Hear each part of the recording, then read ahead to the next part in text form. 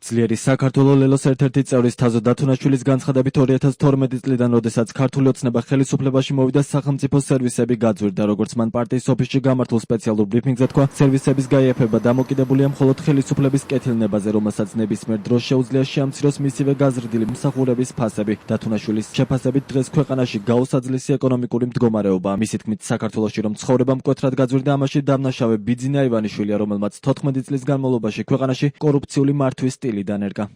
2012 წლიდან, როდესაც ქართული ოცნება ხელისუფლებაში მოვიდა, დღევანდელ დღემდე საქართველოში სახელმწიფო სერვისების მომსახურების საფასური გაძვირებულია საშუალოდ 200%-ით.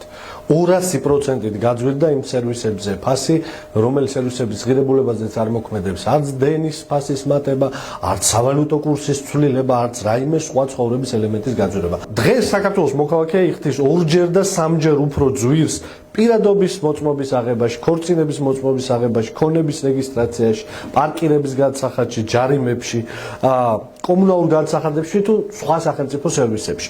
2-ჯერ და 3-ჯერ უფრო მეც, ვიდრე ის იხდიდა 10 წლის წინ. ის რომ გაძვირდა ცხოვრება ამ ქვეყანაში, ის რომ პურის ფასი გაორმაგდა, ის რომ სახელმწიფო სერვისები არის გაორმაგებული, გასამაგებული და 200%-ით გაზრდილი, ის რომ საქართველო არის ერთ-ერთი ყველაზე ღარიბი ქვეყანა მსოფლიოში, ყველაფერი ამის მიზეზი არის ერთი ადამიანი, ბიძინა ივანიშვილი. ბიძინა ივანიშვილი აღარიბებს, ბიძინა ივანიშვილი უმატებს ფასებს, ბიძინა ივანიშვილმა დაახრჯო ეს ქვეყანა კორუფციულ ჭაობში.